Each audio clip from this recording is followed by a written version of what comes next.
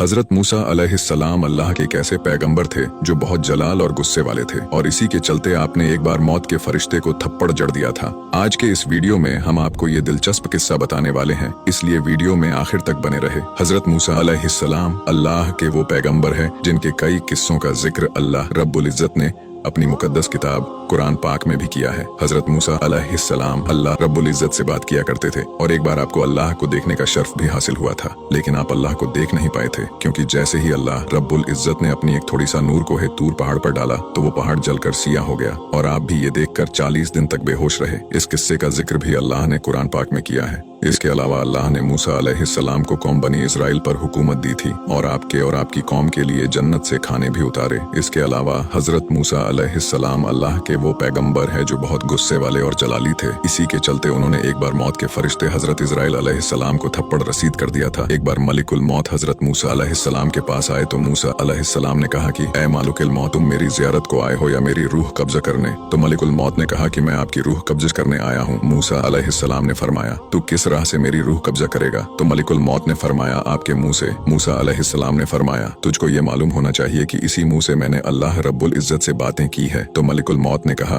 फिर मैं आपकी आंख से आपकी रूह निकालूंगा। तो मूसा अलैहिस्सलाम ने कहा कि इस आंख से मैंने अल्लाह रब्बुल इज्जत के नूर को देखा है। तो मलिकुल मौत ने कहा कि फिर मैं आपकी रूह आपके पैरों से निकालूंगा। मूसा अलैहिस्सलाम ने कहा कि इन्हीं पैरों से चढ़कर मैं कोहे तूर पहाड़ पर गया था। फिर मलिकुल मौत ने कहा कि मैं रब के हुक्म से आपकी रूह कब्ज करूंगा। ये सुनते ही हजरत मूसा अलैहिस्सलाम काफी गुस्से में आ गए और उन्होंने हजरत इजराइल अलैहिस्सलाम यानी मलिकुल मौत को थप्पड़ जड़ दिया, जिससे मलिकुल मौत की एक आंख निकलकर बाहर गिर पड़ी। फिर मूसा अलैहिस्सलाम ने कहा कि तुझ में इतनी हिम्मत है कि तू मेरी रूह कब्जा करेगा? मलिकुल मौत अपनी एक आंख लेकर अल्लाह रब्बुल इज्जत की बारगाह में पहुंचे और फरमाया, या अल्लाह, तूने मुझे एक ऐसे शख्स की रूह कब्जा करने भेज दिया जो मरना ही नहीं चाहता, और उसने तो मुझे एक जोरदार थप्पड़ तक जड़ दिया। तो अल्लाह ताला ने हजरत इजराइल अलैहिस्सलाम की आंख बराबर की और कहा, अब के तुम जाओ तो अपने साथ एक बैल लेकर जाओ। तो हजरत इजराइल अलैहिस्सलाम फिर से हजरत मूसा अलैहिस्सलाम के पास हाजिर हुए और कहा कि अल्लाह रब्बुल इज्जत ने कहा है कि इस बैल की पीठ पर से आप हाथ फेरिए, फिर जितने भी बाल आपके हाथ पर आएंगे